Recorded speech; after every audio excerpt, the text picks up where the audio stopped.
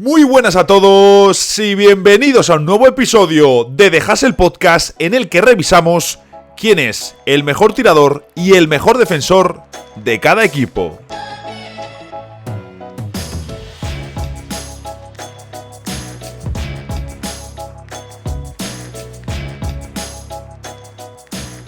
Estamos grabando el lunes por la mañana, que es un horario muy poco habitual para este podcast, pero era necesario para la ocasión actual. Y es que ayer domingo, que es cuando suelo grabar el episodio de los lunes, me tocaba trabajar y lo estaba haciendo desde casa todo el rato posible con el pie en alto, descansando el pie todo lo que pudiese para recuperarme lo mejor posible. Os contaba que estaba tocado, que estaba lesionado esta última semana. No pude llegar al partido, era inviable porque además ya no era solo el esguince en sí, sino una sensación rara en el pie. Cuando te haces esguince, en función de cómo sea, te puede como subir, ¿no? el esguince por el lateral de la pierna. Yo tenía esa sensación incluso mucho más marcada que la del esguince. Debo decir que incluso hasta la rodilla, que lo hablaba con un amigo que jugaba con nosotros, que es fisio, y le decía que casi notaba que me subía hasta la rodilla y que la rodilla como tal no tenía dolor, pero que la notaba como ligeramente inflamada. Bueno, ya os digo, le he dado todo el descanso que he podido el fin de semana y la verdad es que, bueno, mientras tanto haciendo por supuesto ejercicios de movilidad y fortaleciendo todo lo que podía. Pero es que no podía saltar, es que el martes tuve que dejar de entrenar porque no podía ni saltar en el entrenamiento. Debo decir que hoy lunes me he despertado mucho mejor, me he levantado mucho mejor y oye, muy bien, porque ya os digo, el domingo en parte me paralicé todo mi día trabajando tumbado para decir, oye, voy a ver si me recupero bien y mañana me levanto bien porque, ostras, esta semana tenemos un partido fundamental en nuestra lucha por el descenso y digo, es que lo hablaba ayer con mi hermano, digo, es que es domingo. Digo, si el martes entrenamos, digo, necesito recuperarme muy rápido porque en horas ya es el entrenamiento y ahora mismo no estoy para poder jugar. Bueno, pues oye, sigo sin estar al 100%, pero me he levantado hoy mejor, me he levantado hoy muy contento, así que desde luego lo celebramos porque, como os digo, el domingo tenemos un partido clave. Lógicamente, hoy no vamos a hablar de esto, sí que lo hablaremos el próximo domingo, es decir, el próximo domingo cuando grabe, pues el lunes intentaré grabar, no sé cómo lo voy a hacer porque jugamos por la tarde y luego me toca trabajar. Entonces, voy a ver cómo lo hacemos, porque me gustaría contaros cómo ha ido el partido, además le tengo mucha fe, yo estoy convencido de que vamos a ganar, tenemos que hacer una semana muy buena por delante y me gustaría contaros, pero claro, es posible que tenga que grabar antes del partido. En fin. Ya os contaré, no os preocupéis, pero obviamente no vamos a hablar hoy de este tema. De hecho, antes de meternos de lleno en el tema de hoy, quiero hablar sobre un partido que hemos visto hace pocas jornadas. Quiero hablar del enfrentamiento entre Boston Celtics y Denver Nuggets, es decir, del duelo esperado por la mayoría en las finales de la NBA. Y es que tuvimos ese triunfo de los Nuggets, partido que se celebró, se jugó en Denver, y los Nuggets, al vencer por ese 109-115, cerraban su serie de la temporada regular contra Boston a favor por 2-0. Dos partidos dominados por Nikola Jokic, dos partidos en los que Nikola Jokic ha promediado 33 puntos, 12 rebotes y 10 asistencias en 38 minutos de juego. Una auténtica barbaridad. Pero es que lo ha hecho con un 70% de true shooting. Hablamos de que ha tirado con un 61% en tiros de campo, 50% en triples y 100% en tiros libres en los dos partidos contra Boston. Una auténtica barbaridad. Y ojo a este dato. En los dos partidos contra Boston, Denver ha tenido un ratio defensivo de 113 con Jokic en cancha, que podemos decir, bueno, no es el mejor dato, evidentemente, tampoco es un dato absolutamente terrible, pero claro, luego está la parte del ataque, y es que Denver, en los dos partidos contra Boston, con Jokic en cancha, ha tenido un ratio ofensivo de 146 puntos por cada 100 posesiones. Es una auténtica barbaridad. Como digo, dos partidos que han seguido ese guión similar, dos partidos dominados por Jokic, dos partidos apretados y que se ha llevado los dos Denver en el cierre. Y es curioso porque si tú miras en la estadística avanzada quién es el mejor equipo o el equipo que mejor rendimiento tiene a nivel ofensivo en el clutch, y encontramos que Denver aparece como el 8º clasificado. De hecho, cuando grabo, Boston aparece como el 7º mejor ataque en el clutch, por delante de Denver Nuggets. Y aún así, pese a lo que nos diga la estadística avanzada, el mejor equipo cerrando partidos en la NBA es Denver Nuggets. El mejor equipo cerrando partidos importantes. Cuando lleguemos a playoffs, sin ningún tipo de duda, es Denver Nuggets. Porque tienen a Jokic. Que al final es el mejor ejecutando en los cierres de partido. Y por supuesto porque tienen un ecosistema desarrollado a su alrededor, no creado de la nada de forma artificial, a través de traspasos y de movimientos sin sentido, buscando encajes artificiales que no funcionan. No, para nada. Ha sido un proceso de años, un desarrollo que han ido trabajando y cuidando con mucho mimo. Y tenemos lo que tenemos hoy en día, al actual campeón de la NBA, al mejor jugador del mundo y el mejor equipo en los cierres de partido. Y por supuesto el ejemplo perfecto es su conexión con Aaron Gordon. Aparte de todo lo que suma el exjugador de Orlando, desde un punto de vista físico, desde un punto de vista de la defensa, ¿cuántas veces hemos visto al rival tratar de ahogar a Nikola Jokic? Porque claro, si le dejas el 1 contra 1, no hay jugador que le pueda ganar una serie entera. Sí, quizás le puedes ganar varios emparejamientos dentro de un mismo partido, claro que eso lo hemos visto. Y oye, en algún partido también puede que incluso tú a nivel individual haya un jugador que haga un muy buen trabajo contra Nikola Jokic. Pero nadie le gana al Joker en 1 contra 1 una serie al mejor de 7. Ahora mismo en la NBA esto es imposible. Y luego además sucede una cosa, dices, claro, no le puedo dejar el 1 contra 1. Bueno, pues entonces tengo que cerrar a Jokic. Pero es que si cierro a Jokic abro espacios y entonces es ahí cuando aflora su playmaking. Porque tampoco puedes permitir el 2x2 de Murray y de Jokic. No es una opción en tu plan de juego. Si dices, oye, voy a cerrar el 1 contra 1, pero no tienes muy trabajado cómo vas a afrontar el 2x2 y todo lo que supone, todo lo que desarrollan a partir de ese juego, estás muerto. Y lo vimos en los pasados playoffs. Claro, dices, bueno, pues entonces es mejor cerrarles a ellos, a Jokic y a Murray, y que me ganen a triples Michael Porter Jr. y KCP.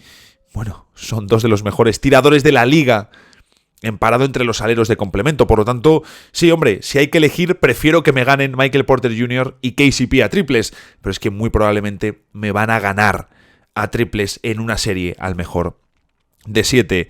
Pero, claro, bueno, y cuidado con Michael Porter Jr., que últimamente además viene tirando de forma espectacular, y es un jugador que todavía tiene margen para ofrecer más dentro de estos Denver Nuggets. Le renovaron con un sueldo de estrella, es un jugador que ha ofrecido mejor a nivel defensivo, que sabemos luego en ataque tiene su particular toma de decisiones, pero mucho cuidado con Michael Porter Jr. porque todavía hay margen para mejorar y para aportar más en este equipo que ya ha resultado campeón, con él siendo obviamente una pieza muy pero que muy importante.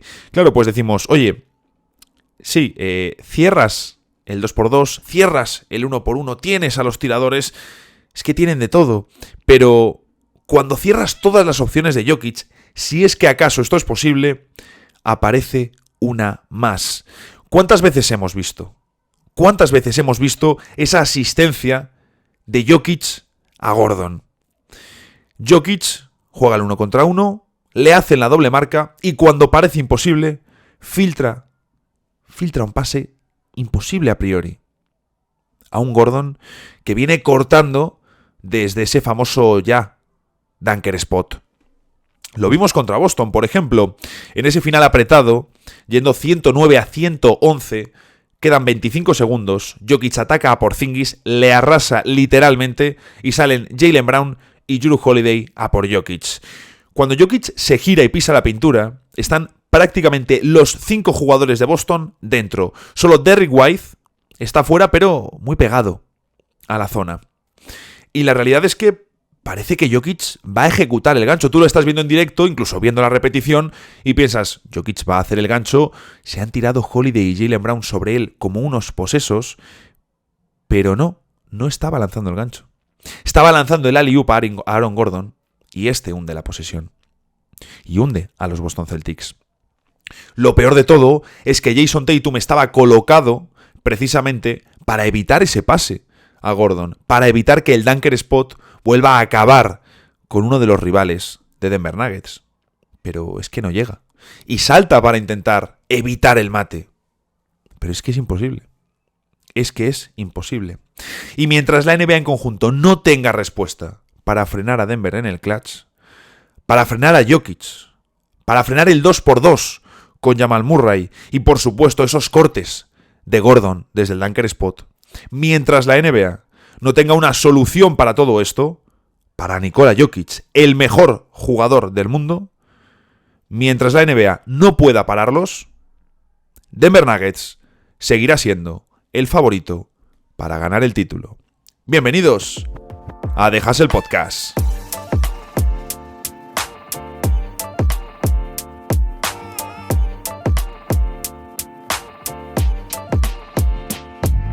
Hoy volvemos con un episodio que ya hicimos la pasada temporada, que os gustó mucho y al que he querido darle un puntito más, un extra.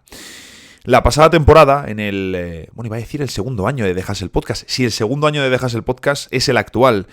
Madre mía, qué mal está mi cabeza.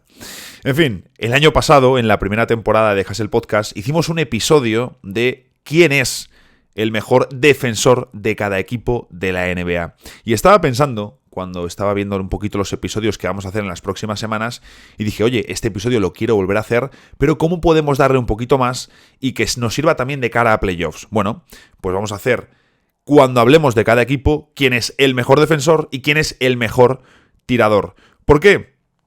Pues porque en la NBA, en el baloncesto, la defensa y el acierto y el espacio que tú tengas, que al final contar con grandes tiradores, contar con un espaciado ofensivo normal, un espaciado ofensivo que sea bueno para tu equipo, te va a permitir muchas más cosas. Por lo tanto, si juntamos estos dos factores, la defensa y el acierto y el espacio, tenemos dos piedras angulares para saber quiénes compiten mejor y peor en la NBA. Por supuesto, hay muchos otros factores, no solo estos, pero hablamos de dos partes fundamentales del juego.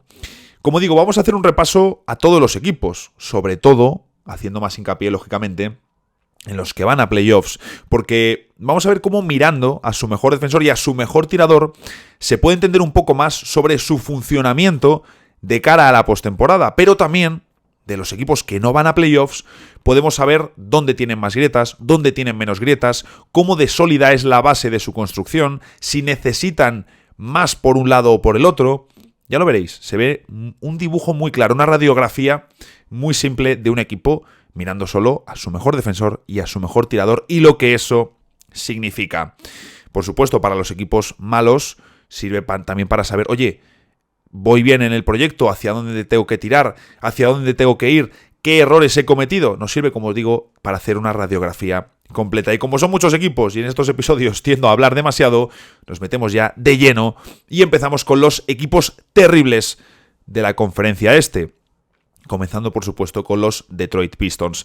Aquí sí que quiero destacar que Detroit, dentro del deadline que hicieron, que fue un poco confuso, hicieron un movimiento muy bueno con la adquisición de Simone Fontecchio, que es el mejor tirador de este equipo de Detroit. Bojan Bogdanovic, aunque fuese su mejor tirador, no encajaba con el timeline del proyecto y ahora sí han adquirido a un alero que además te da tamaño, que te da defensa, que te da trabajo atrás, pero que viene a ser el mejor tirador en parado del equipo de Detroit, teniendo a Cade Cunningham de estrella, teniendo a los jugadores que tienes, que tienen a varias figuras jóvenes que no son especialistas en el lanzamiento exterior, teniendo a Jalen Duren, teniendo a Isaiah Stewart, te interesa meter a un tirador en la ecuación como Simone Fontecchio. Por lo tanto, aquí un paso adelante necesario de los Detroit Pistons.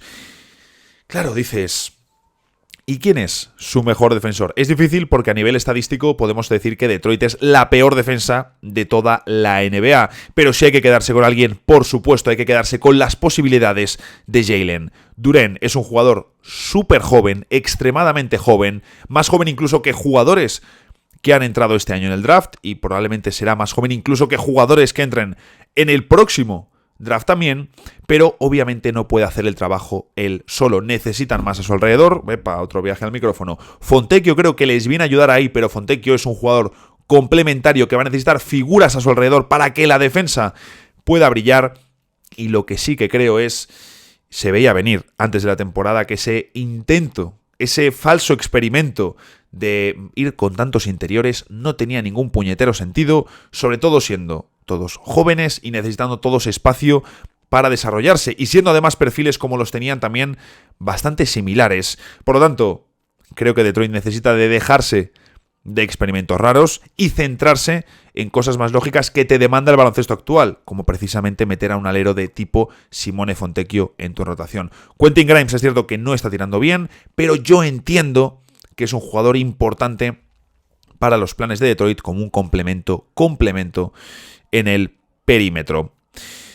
Ya veremos también un poco lo que hace Monty Williams y cómo termina brillando como un entrenador en un equipo de fase ya no de desarrollo, sino de asentar las bases de tu nuevo proyecto. Washington Wizards. En Washington Wizards podríamos hablar de Kyle Kuzma como mejor tirador, que no lo es ni a nivel estadístico ni luego también a nivel de funcionamiento, porque obviamente a nivel de volumen es el jugador que más triples intenta por partido en los Wizards, pero no es el mejor tirador de Washington y al final su rol en estos Wizards es el de referencia ofensiva, es la estrella del equipo de Washington.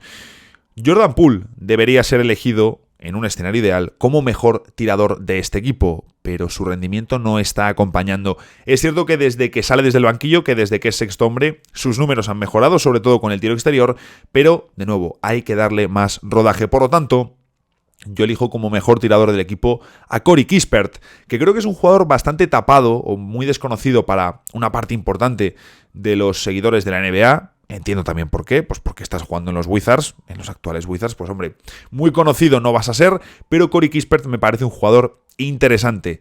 ¿Qué ocurre? A nivel físico y defensivo no te va a sumar, es un jugador en el mejor de los casos nivel medio a nivel defensivo en la NBA, pero los Wizards necesitan que su mejor tirador sea Jordan Poole, necesitan que Corey Kispert no sea el mejor tirador del equipo, que ojo, muy bien por él, muy bien por su rendimiento y a mí es un jugador que me gusta mucho porque me parece además muy inteligente. Con el mejor defensor, obviamente, hace unas semanas incluso podría haber más debate con la figura todavía de Daniel Gafford en el equipo, pero es que ahora mismo no lo hay. De nuevo, en la parte de equipos terribles, pues nos vamos a encontrar, lógicamente, a equipos que son muy malos a nivel defensivo, como han sido los Detroit Pistons, como son estos Washington Wizards, y yo, a nivel defensivo, gustándome mucho, por ejemplo, también Deni Avdija, un jugador que seguramente le pasará lo que a Rui Hachimura, que en cuanto salga de los Wizards y le veamos en un entorno competitivo, digamos, ostras, pues Avdija mola bastante. Vamos a ver también cómo evoluciona con el tema del tiro exterior, pero me quedo sin ninguna duda con Bilal Coulibaly, el rookie, que la verdad le hemos visto. Y para mí esto es lo más valioso y lo que realmente define que es un jugador diferencial en defensa, que estando en una defensa tan terrorífica como es la de los Wizards, le hemos visto siendo novato salir y cambiar él la dinámica de los partidos. Por lo tanto, Coulibaly nos gusta mucho y es el mejor defensor de estos Wizards, pieza clave en la reconstrucción que están haciendo en Washington desde que entró Michael Winger el pasado verano, traspaso de Bradley Beal, ahora han seguido moviendo cartas Daniel Gafford y veremos qué hacen en los próximos pasos. Recordemos que decidieron quedarse a Kyle Kuzma. Charlotte Hornets, el último equipo que he metido entre los equipos terribles de la conferencia este.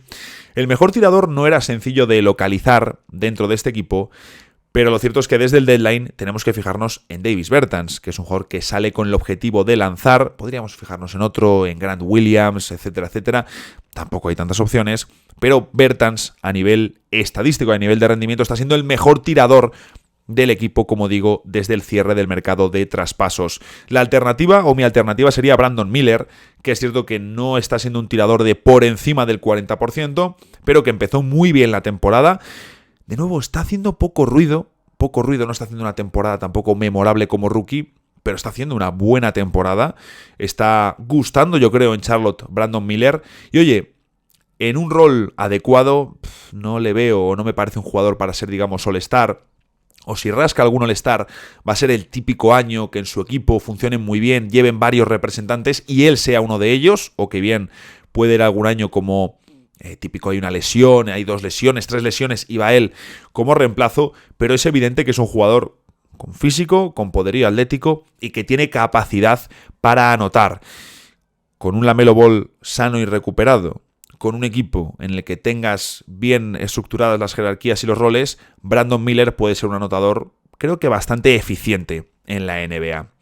Pero como digo, Bertans es el tirador de estos Charlotte Hornets desde el deadline y ojito porque tiene una opción de equipo para la próxima temporada de $16 millones. Realmente es una early termination option, es decir, lo que viene a ser a efectos prácticos, una opción de equipo. Es la franquicia quien decide si Bertans continuará o no la próxima temporada con ese contrato de 16 millones o si le dejarán salir al mercado. Yo creo que viendo la situación de Charlotte, les puede interesar incluso que Bertans siga. Bueno, les puede interesar, no. Yo tiraría con él, sabiendo que Charlotte, esos 16 millones, no creo que vayan a llamar la atención de grandes agentes libres y sobre todo porque te da una carta salarial de 16 millones que puedes utilizar la próxima temporada. Oye, céntrate en tratar de revalorizar al jugador todo lo que puedas, tampoco tienes mucha competencia, dale minutos, que te sume, que te ayude a ganar y a competir, y el próximo año tienes ahí una carta de 16 millones. Como tapado, Tre Mann, un jugador que, bueno, le estamos viendo con minutos y que debe tener también peso en los próximos Charlotte Hornets, ya orientados por supuesto a la próxima temporada. Si nos damos cuenta, 2 de los 3 tiradores han llegado precisamente en el traspaso de Hayward desde Oklahoma.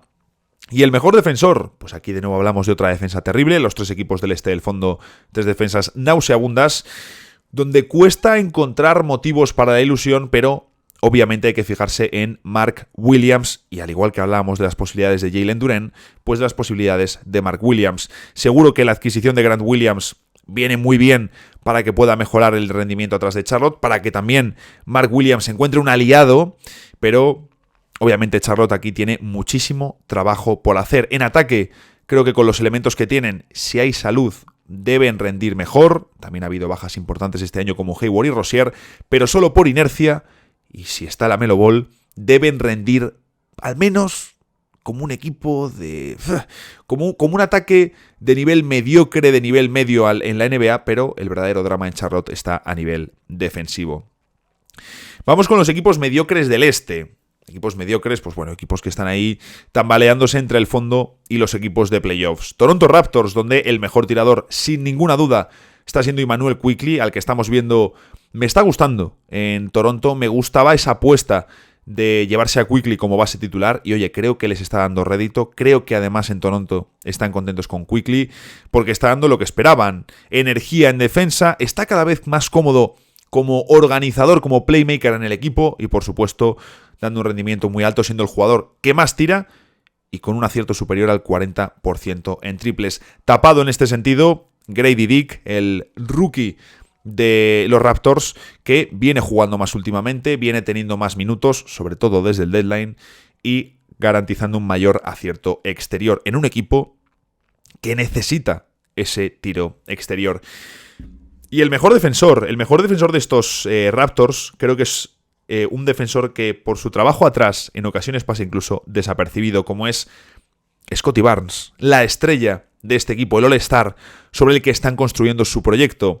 Creo que a nivel defensivo es una de las estrellas a las que el gran público no le hace tanto caso. No sé si por jugar en Toronto, no sé si porque Scottie Barnes tampoco parece el tipo más mediático del mundo, pero de verdad, el rendimiento de Barnes en defensa es impresionante. Hemos visto actuaciones monstruosas de este jugador atrás y es lógico que Toronto vea en él una estrella two-way en ambos lados de la cancha sobre la que querer construir.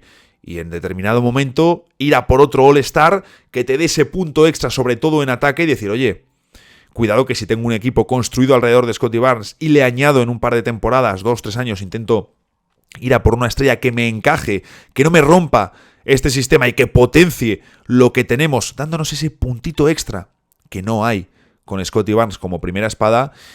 Ojito Toronto, que está construyendo yo creo que de forma inteligente a 2-3 años, aunque haya habido cosas que nos han sorprendido, como esa primera ronda por Kelly Olynyk, al que han renovado, porque es cierto, te encaja con Scottie Barnes. De nuevo, movimientos en la dirección de construir lo mejor posible en torno a las necesidades y el perfil de Scottie.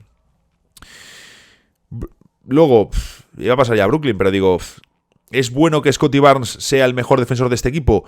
Yo creo que es muy bueno que tu estrella, que tu All-Star trabaje tanto y tan bien en defensa, que pueda ser tan diferencial atrás, pero te interesa sin ningún tipo de duda reforzar todo lo posible atrás para que Scottie Barnes no sea tu mejor jugador en defensa. Voy a poner el teléfono en silencio. Mira, justo me ha entrado un mensaje, lo he escuchado y aprovecho ahí. Desde el año pasado que me llamaron un día en un episodio, no me han vuelto a llamar. Bueno, me llamaron una vez también durante un episodio, pero ahí lo tenía en silencio. Ya os dije, la próxima vez que me llamen durante un episodio, cogemos el teléfono y hablamos sin ningún tipo de problema. Brooklyn Nets, el mejor tirador. Es que Brooklyn es un equipo...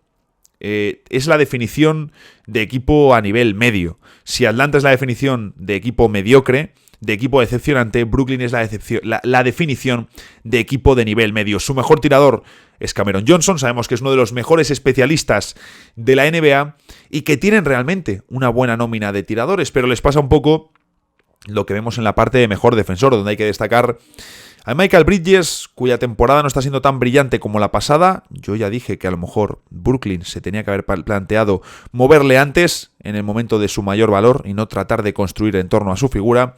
Y luego Nick Claxton, que a mí me gusta mucho, pero tiene 2-3 debilidades muy señaladas. Obviamente hay un problema de falta de tamaño y de potencia en el equipo de Brooklyn. Y en general, como digo, me parece un equipo demasiado midi, demasiado nivel medio. Entonces, si tienes demasiadas medianías a todos los niveles, en cuanto a tus complementos, en cuanto a tus bases, en cuanto a tus pivots, en cuanto a tus propias estrellas, que Bridges sea tu estrella, pues al final te encuentras un equipo demasiado de nivel medio. Y así es muy, pero que muy complicado tener un proyecto competitivo en la NBA.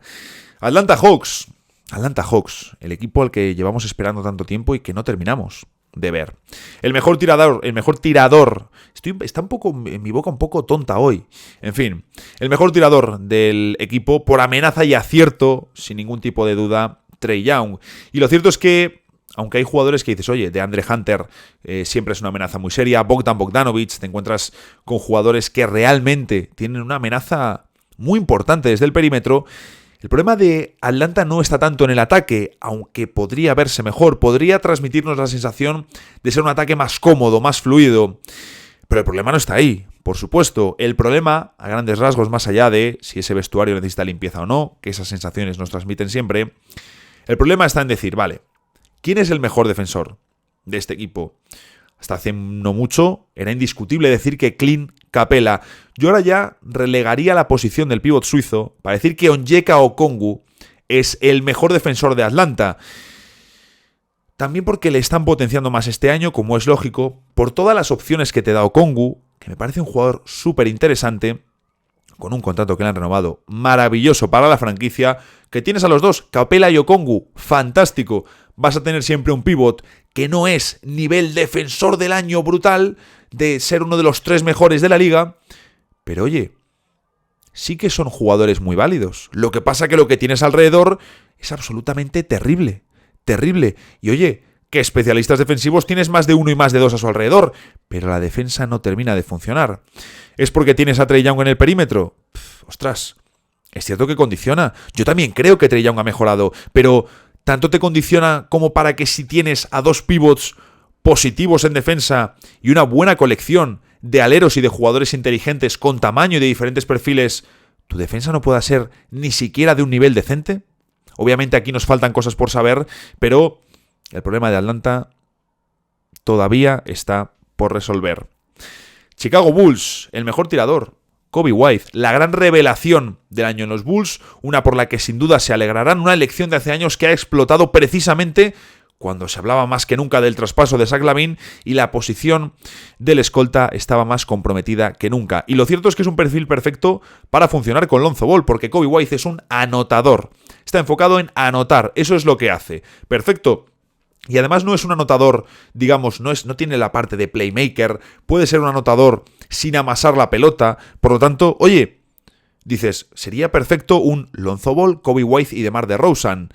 Claro, sería perfecto para Chicago tener a Lonzo Ball. Es que Lonzo Ball sería perfecto para prácticamente todos los equipos de la NBA.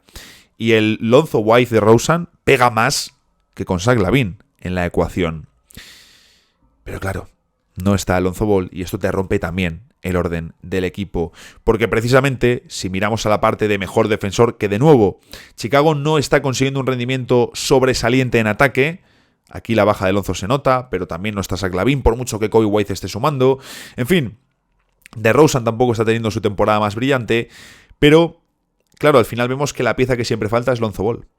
Es que es la pieza que les falta. Tienen otras carencias, por supuesto, pero lo que les falta en este equipo primero es Lonzo Ball. Si hablamos de mejor defensor, si estuviesen todos, no tengo ninguna duda que yo pondría a Lonzo Ball como el mejor defensor de este equipo. Meto a Alex Caruso porque lo merece y porque no hay otro nombre y porque además de esa ausencia de Lonzo Ball, falta potencia en el forward y en el center. Tienes a Nikola Vucevic, cuyo traspaso ha terminado dando unos réditos terribles a la franquicia, sabiendo que distes a Wendell Carter Jr. y la elección de Franz Wagner, y que luego tú has hecho elecciones como la de Patrick Williams, que obviamente han salido muy mal para la franquicia. Equipos de playoffs. Vamos con Miami Heat, donde el mejor tirador es Duncan Robinson, y yo me alegro muchísimo de que haya vuelto a aparecer en la rotación de Miami con importancia, con peso, después de haber atravesado un tiempo en el que no le veíamos con tanta importancia. Mira, justo me están llamando al teléfono, es un número raro, así que no lo voy a coger. Después de haber perdido importancia en Miami, vuelve a la rotación y yo me alegro por él, porque sinceramente creo que es un jugador que les da mucho. El problema de Duncan Robinson es que te van a poder cazar en defensa a este jugador. Bueno, ya hemos visto a rivales que lo han hecho. De hecho, los Lakers en las finales de Disney atacaron mucho a Duncan Robinson, pero también creo que es un jugador que te suma mucho en la rotación, porque a nivel de ataque, ya quitando el acierto, todo lo que supone para un equipo como Miami contar con la pieza táctica de Duncan Robinson a nivel de movimientos, de cortes, de salidas de bloqueos, de engañar a la defensa, me parece súper valioso.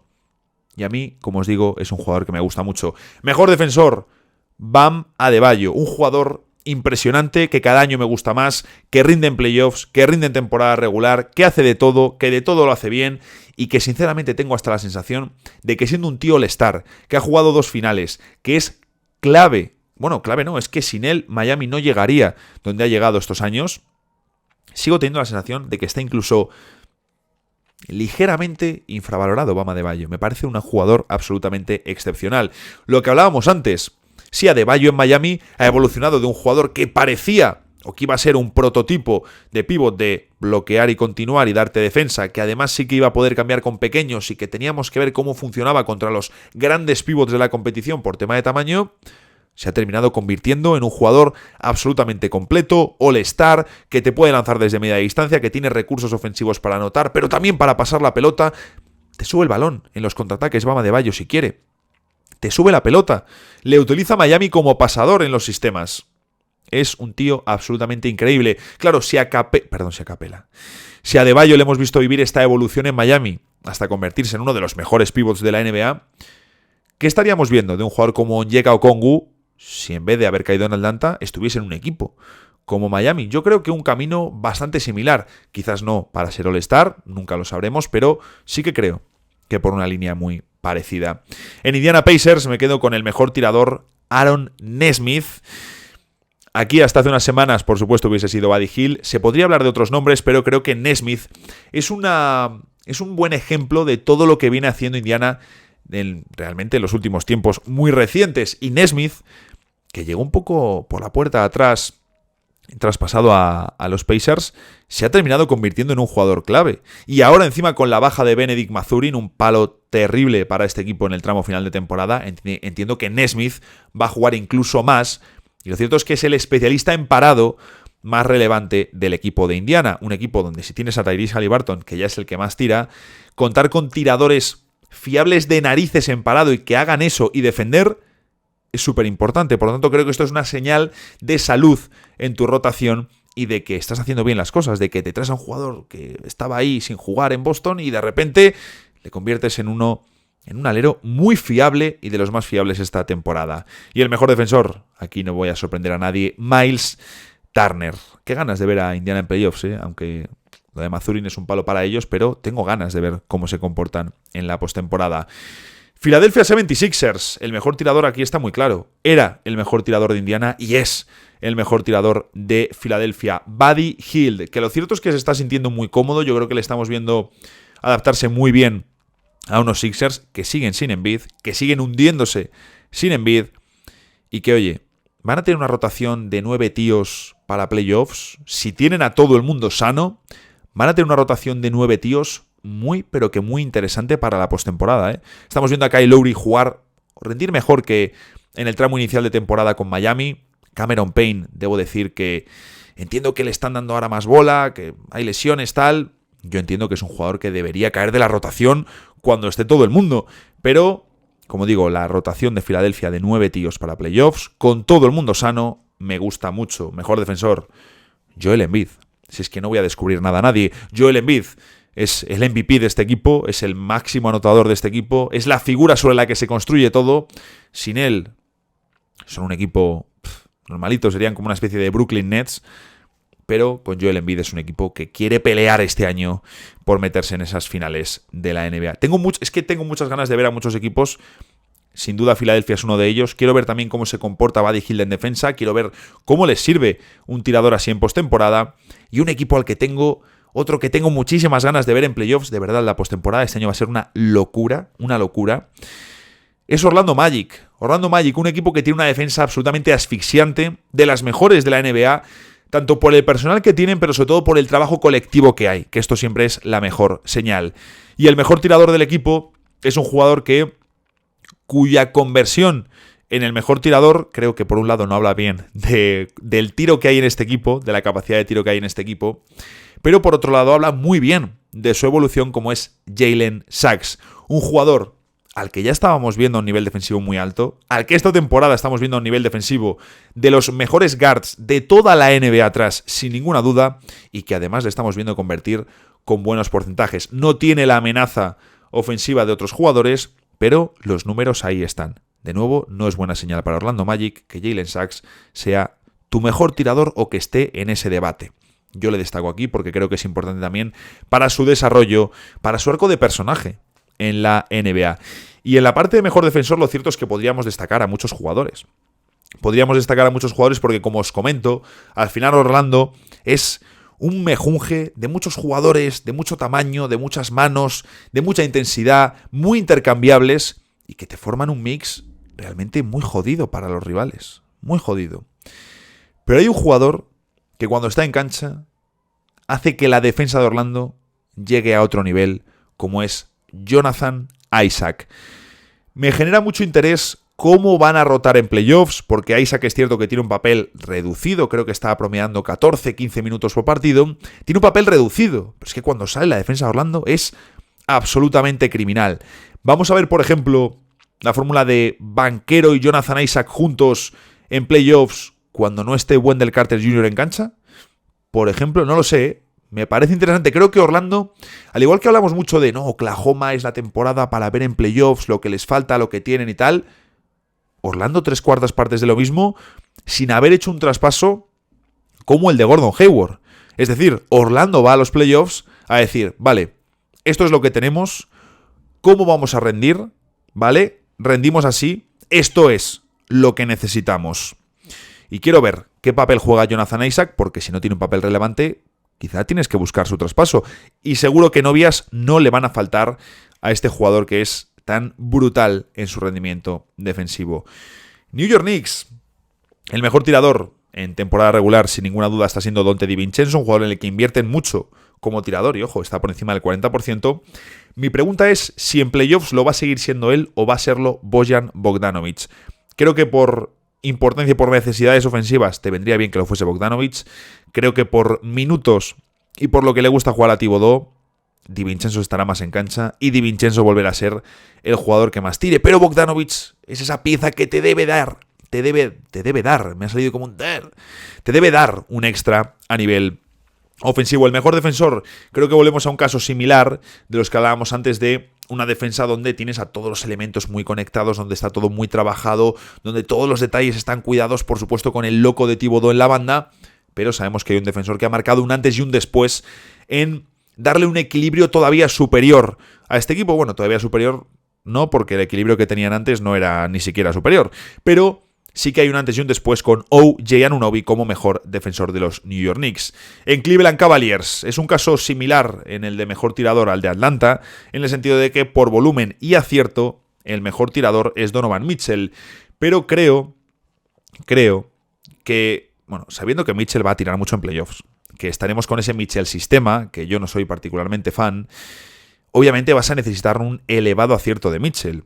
Pero sobre todo se va a necesitar que los jugadores de alrededor de Mitchell estén enchufados, porque Mitchell va a generar un desequilibrio enorme en la defensa rival, van a tener que accionar diferentes mecanismos en su defensa, tener que entrar jugadores a rotaciones defensivas, y vas a necesitar que Max Strus enchufe mucho más de lo que está haciendo en temporada regular, que está en un 34%, si no me confundo.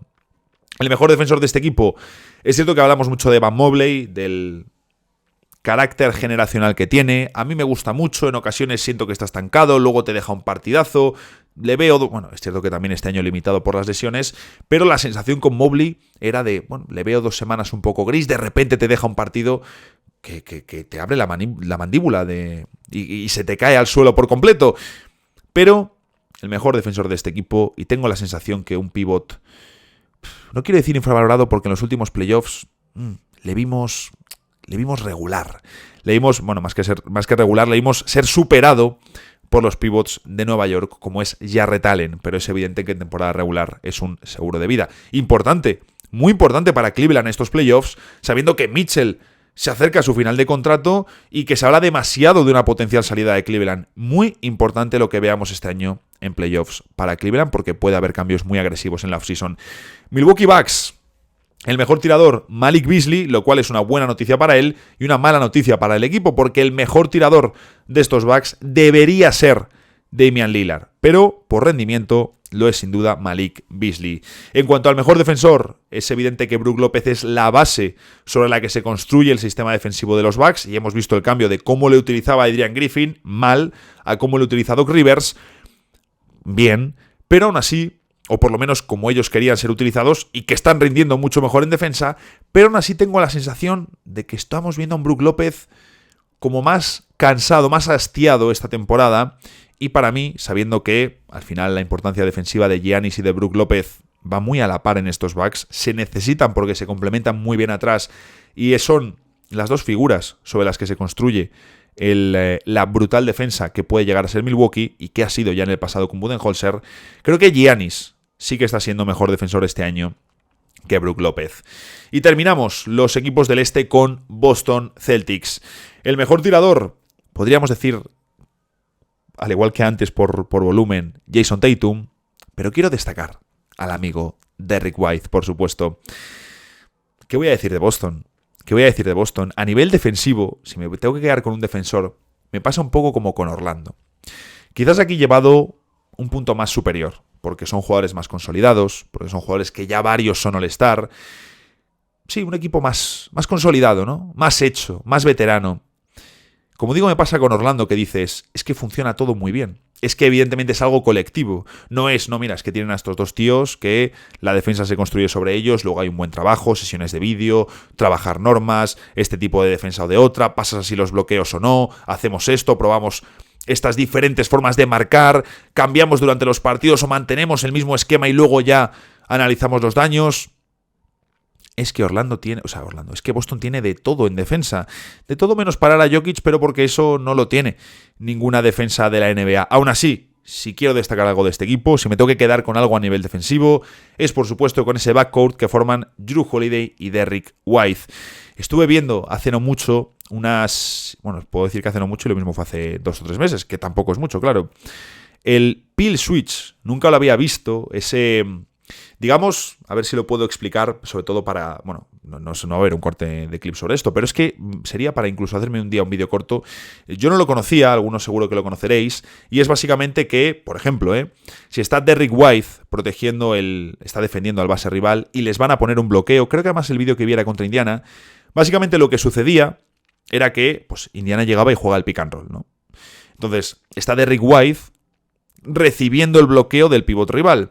Bien, ¿qué hace Boston? Ya os digo, yo nunca lo había visto. ¿Qué hace Boston para evitar que haya una ventaja en ese bloqueo directo, hacen un cambio entre pequeños, pero entre el que está defendiendo al que pasa el bloqueo y al que está fuera.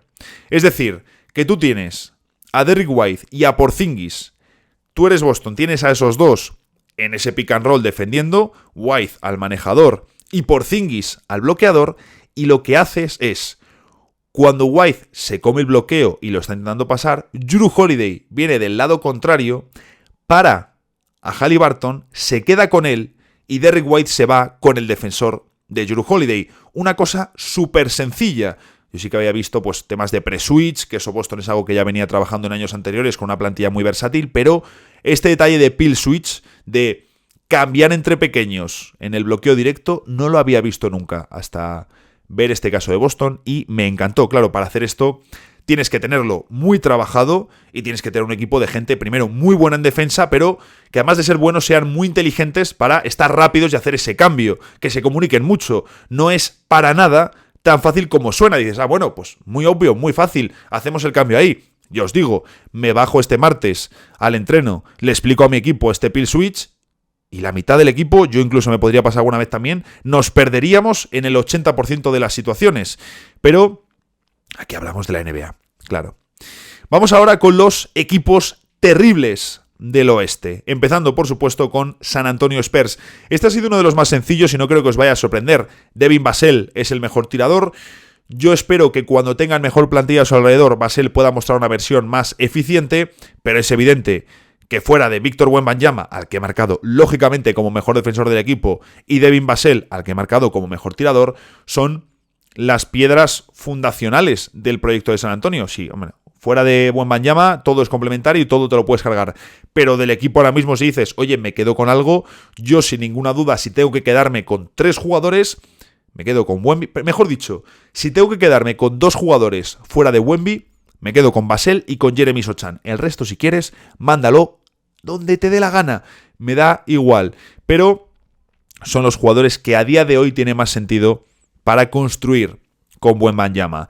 Portland Trail Blazers, un equipo que a nivel ofensivo están rindiendo fatal. A nivel de... Obviamente estos equipos malos están al fondo de todas las clasificaciones, pero Portland está siendo mejor equipo defensivo que ofensivo.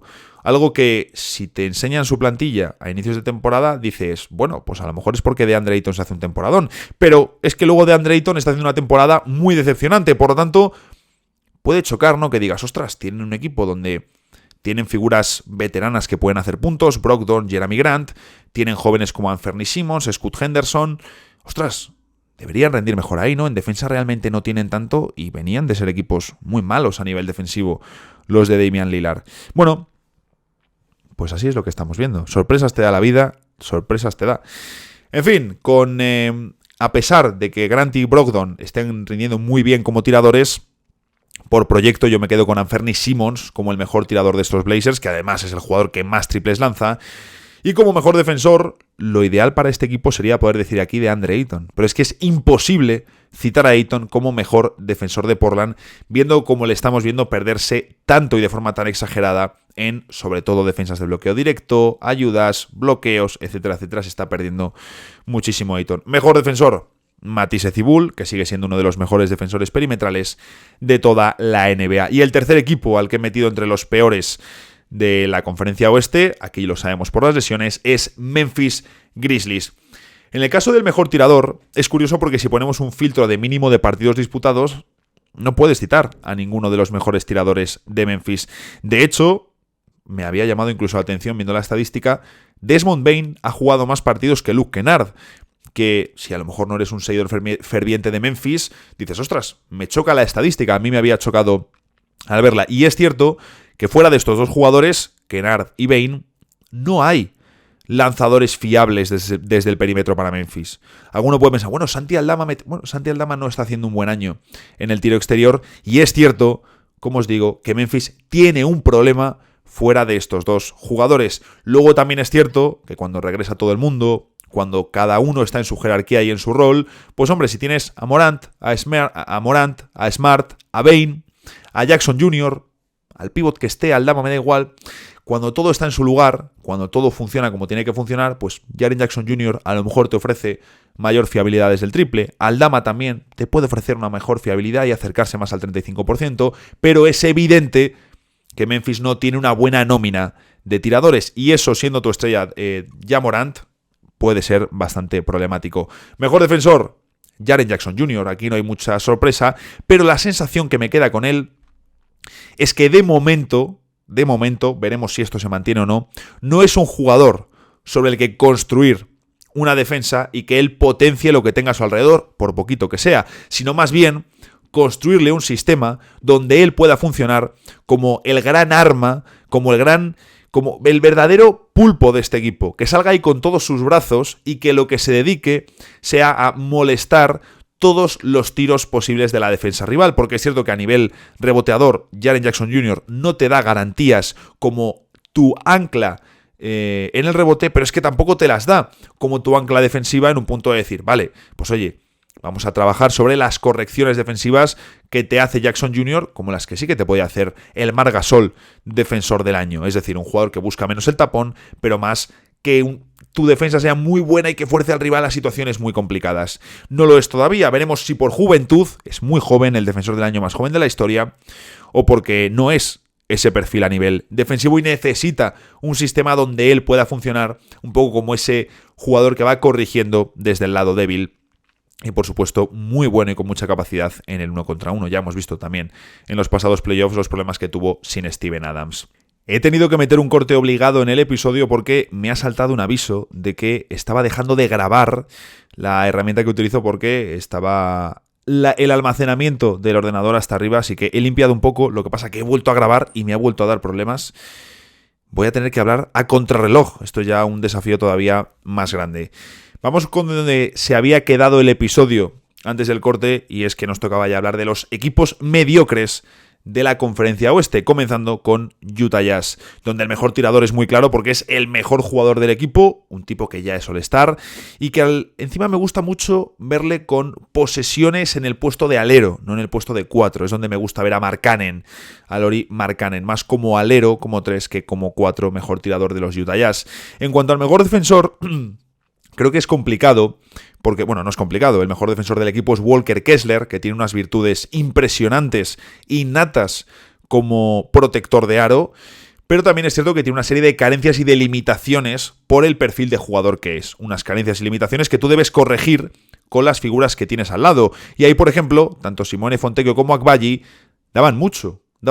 Y Utah, en el deadline, perdió a los que podían ser, o desde luego estaban en la discusión, de sus mejores defensores perimetrales, jugadores que te dan tamaño, que te dan movilidad, que te dan potencia, que te dan trabajo, que te dan más sacrificio que otros que sí que tienen en rotación, y obviamente estas pérdidas han hecho daño.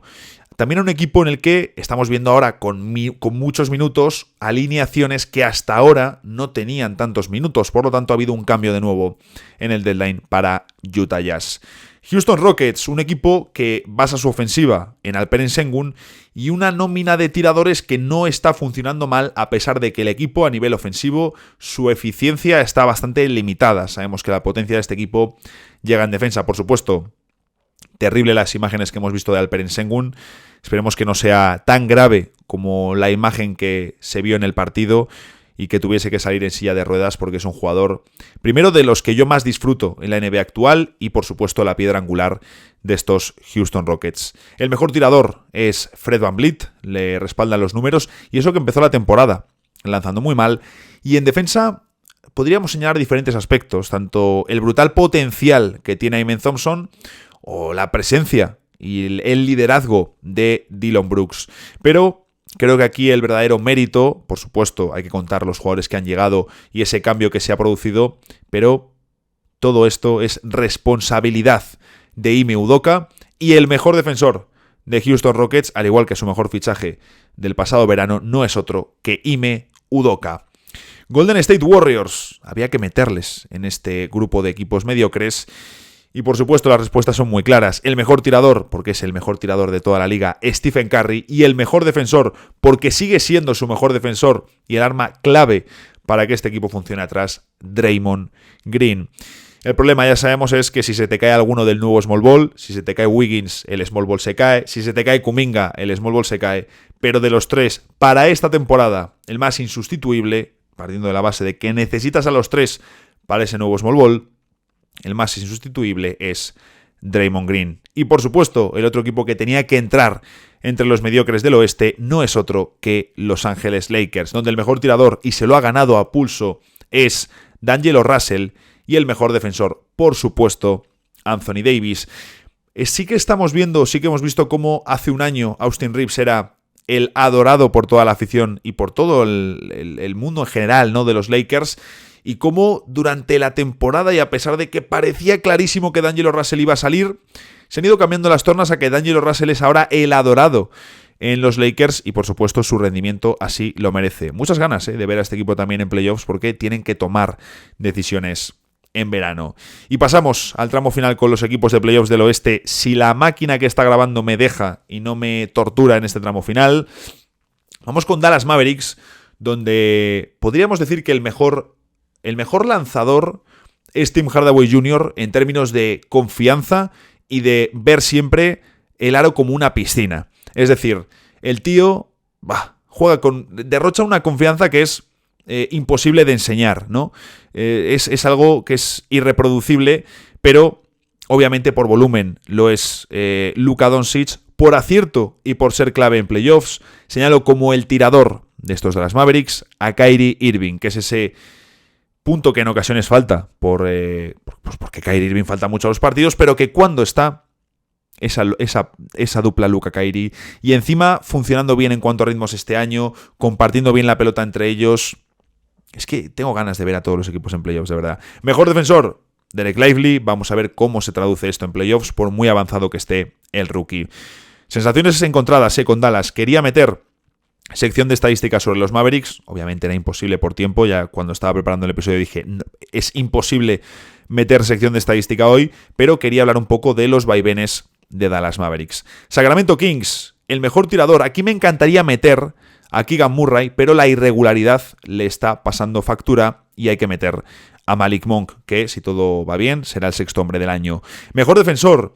Claro, ¿quién es el mejor defensor de la peor defensa de los equipos de playoffs? Es que es muy difícil porque Sabonis en temporada regular creo que da bastante en ese sentido. Fox tiene instintos, pero está más orientado a ser la figura anotadora de este equipo. Y Keegan Murray es un jugador que puede dejar un muy buen rendimiento como casi stopper defensivo en el puesto de alero. Y desde luego creo que tiene virtudes para ello.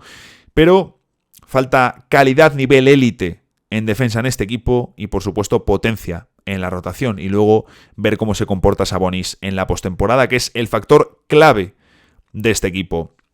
Phoenix es uno de los mejores equipos tiradores de toda la NBA, nos lo dice los datos, creo que era el séptimo en porcentaje cuando estoy grabando, y podríamos hablar de Bradley Beal, de Devin Booker, tal, pero el mejor tirador de este equipo es Grayson Allen. Está haciendo un temporadón, el tío, está jugando muy bien y se está beneficiando de todos los espacios que le permiten los Suns. Bradley Beal manejando mucho la pelota, tirando también, pero está penetrando muchísimo en cada partido. Devin Booker, aunque se le comprende o se le ve desde fuera como un tirador, lo mejor que hace no es tirar de fuera. Y luego, pues un jugador como Royce O'Neal está tirando mucho, pero es Grayson Allen ese jugador clave que está dando una seguridad brutal desde el perímetro y que cuando la defensa rival vaya, obviamente, a hacerle 2 contra 1 a Beal, a Durant y a Booker, él está recibiendo muchos extrapas y está anotando muchos tiros claves para los Suns. Y me parece también clave para los playoffs, sabiendo sobre todo cómo está rotando Frank Vogel.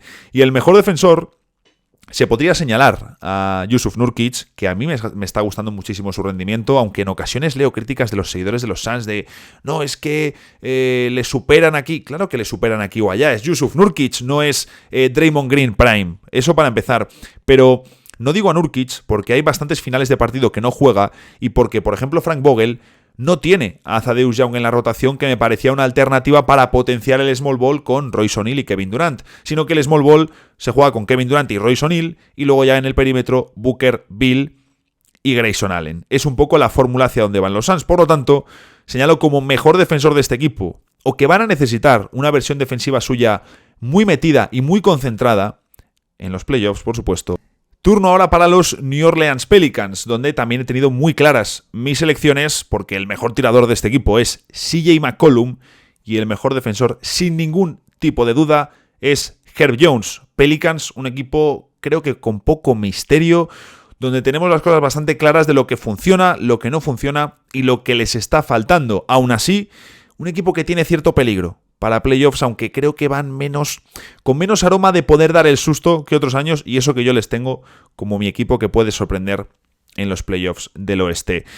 Los Ángeles Clippers, el mejor tirador del equipo es Kawhi Leonard. Es cierto que la estadística a lo mejor nos puede decir, oye, pues el mejor tirador del equipo es James Harden. Yo pensando en playoffs, el mejor tirador de este equipo y mirando la estadística es Kawhi Leonard, precisamente en parte porque la figura de James Harden potencia más que nunca el acierto de Kawhi Leonard. Más ojo Norman Powell desde el banquillo, que es por supuesto un lujo para los Clippers contar con un anotador así desde el banco. Y en la parte de mejor defensor también me quedo con Kawhi Leonard, pero es que al final estos Clippers deben aspirar a ser una versión mejorada de los Raptors de 2019, es decir, un equipo donde tú te construyes para potenciar la figura de Kawhi Leonard y que él sea el mejor de tu equipo en ambos lados de la cancha. Es decir, un poco como lo que hablaba de Jaren Jackson Jr. a nivel defensivo, de oye, yo creo el sistema que le permita funcionar a él lo mejor posible para que luego sea defensor del año, por supuesto en otra dimensión con Kawhi, pero creo un ecosistema perfecto donde Kawhi Leonard, por las piezas que le pongo alrededor, vaya a ser mi mejor jugador en ambos lados de la cancha. Vamos terminando, los tres últimos equipos, está el contador en negativo. Me ha vuelto a hacer otro parón, he tenido que meter otro parón entre Suns y Pelicans porque me está apretando mucho en esta ocasión el grabador. Minnesota Timberwolves, aquí lo he tenido de nuevo. Bueno, debo decir que en la parte de mejor tirador he tenido un pequeño debate de si meter a Karl Anthony Towns o meter a Mike Conley. Creo que Mike Conley es muy fiable, pero es evidente que al igual que se le han dado muchos palos, el mejor tirador de este equipo y que funcionando en un rol, no hay que decir menos importante porque al final no es el líder del equipo, pero sí funcionando en un rol importante de el tirador principal, el tirador más fiable de este equipo y clave tener a un jugador que con ese tamaño obliga tanto a la defensa rival a salir al perímetro, es Karl Anthony Towns, el mejor tirador de este equipo de Minnesota. Y el mejor defensor, su compañero de baile, Rudy Gobert. Me encantaría ver una serie de playoffs entre Minnesota y Denver. Creo que ganaría Denver, pero estoy convencido de que Minnesota daría mucha guerra. Por el plano físico y atlético, es de los equipos que mejor construidos están para enfrentarse a Denver, y creo que a nivel de intensidad y de ritmo podrían igualar un punto que en ocasiones parece que queda de lado con Denver, y es ese tono físico y de ritmo con el que superan siempre al rival. Tengo muchas ganas de ver a Minnesota en playoffs. Creo que es la frase que más he repetido en este episodio, el tengo muchas ganas de. Luego Denver, donde el mejor tirador de la temporada está siendo Jamal Murray, donde sabemos que el mejor tirador, también cuando las papas queman, es el canadiense, pero donde os vuelvo a decir, quiero ver a Michael Porter Jr. en estos playoffs, porque el tipo viene muy bien, luego lo mismo no mete una esas semanas, que puede ser, pero tiene 25 años, ya ha ganado un anillo, es un tío que no le tiene miedo a tirar, es un tío que ha mejorado muchísimo como jugador de baloncesto en aspectos como la defensa, donde hasta hace un par de años no se confiaba tanto, y de nuevo, tiene mucho margen. Y el mejor defensor, por supuesto, Aaron Gordon, porque es clave y una auténtica estrella en un rol de complemento de lujo. Y terminamos con Oklahoma City Thunder, donde el mejor tirador no es otro que Isaiah Joe, uno de los mejores tiradores de toda la liga, un jugador que es, como tirador, una auténtica máquina que no falla, es impresionante, da igual que tenga una mano encima, 2 o 3, es increíble lo de Isaiah Joe. Y luego el mejor defensor, por supuesto, es Chet Holmgren. Vamos a ver por qué Oklahoma va a jugar con 8 tíos en playoffs, y de los 8 tíos, Holmgren es el único con tamaño. Y digo el único con tamaño de altura. El resto sí son muy largos, tienen muchos brazos, son intercambiables, pero sabemos que es un equipo donde falta mucho rebote, donde falta mucho tamaño, pero es su estilo de juego y van a ir así a la postemporada. De nuevo, muchas ganas de ver a estos Thunder en playoffs y de ver las costuras que tienen, si son tan grandes como podemos esperar, o si de luego realmente es un equipo que nos va a sorprender y que se meta en finales de conferencia, porque yo ya os lo dije, para mí sería más sorpresa ver a Oklahoma en finales de conferencia que ver a Minnesota Timberwolves.